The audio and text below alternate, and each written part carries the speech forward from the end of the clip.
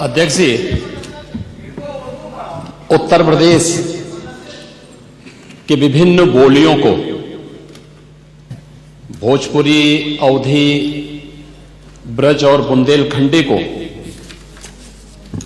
इस सदन में सम्मान मिल रहा है और हमारी सरकार तो इन सब के लिए एक एकेडमी का भी गठन, अलग अलग एकेडमी के गठन की कार्रवाई को भी आगे बढ़ा रही है।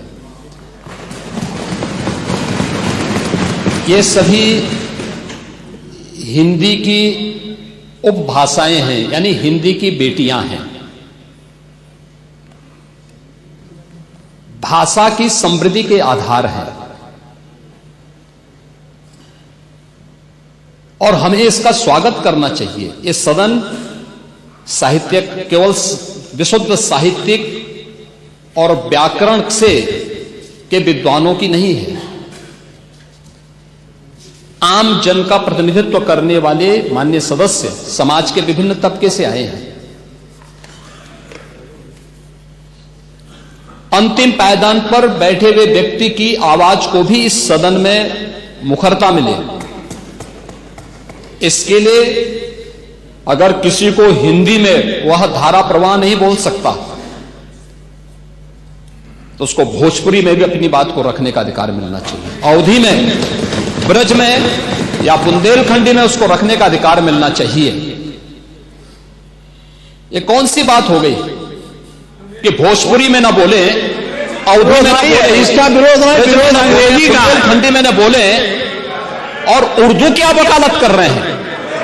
ये बड़ी विचित्र बात है। आप मुझे बताइए, मैं इसीलिए कहता हूं कि आप समाजवादियों का चरित्र ही इतना दोहरा हो चुका है, इतना दोहरा हो चुका है कि अपने बच्चों को भेजेंगे इंग्लिश पब्लिक स्कूल में और दूसरों के बच्चों को बोलेंगे कि एक गांव के उस विद्यालय में पढ़े जहां संसाधन भी नहीं है।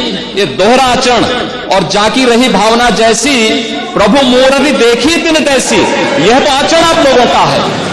इसीलिए आपने कल भी भोजपुरी का विरोध किया, अवधी का विरोध किया, बुंदेलखंडी का विरोध किया और आप लोग अपने दैनिक जागरण में, दैनिक जीवन में इस प्रकार के आचरण के आदी हो चुके हैं। और इसलिए अध्यक्ष जी, इसका अभिनंदन हम लोग करते हैं और इन बोलियों को सम्मान मिलना चाहिए। इनके संरक्षण के लिए ही हमारी सरकार भोजपुरी एकेडमी का गठन कर रही है, अवधी एकेडमी का गठन कर रही है संत तुलसीदास जी के नाम पर। इसी के आधार पर ब्रज भाषा इतनी समृद्ध भाषा है।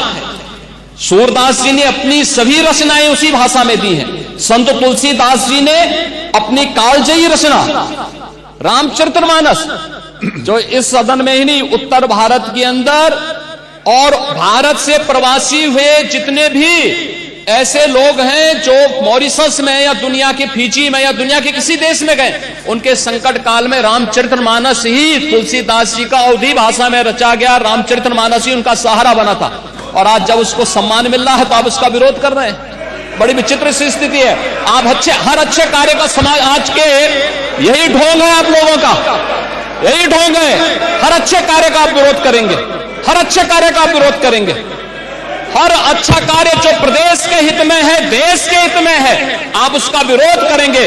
और मुझे लगता है इस प्रकार के विरोध की निंदा होनी चाहिए और हम इसका समर्थन करते हैं जो उत्तर प्रदेश की बोलियों को सम्मान मिल रहा है। मैं आपका धन्यवाद करूंगा और विधानसभा सचिवालय को इस बात के लिए धन्यवाद दूंगा।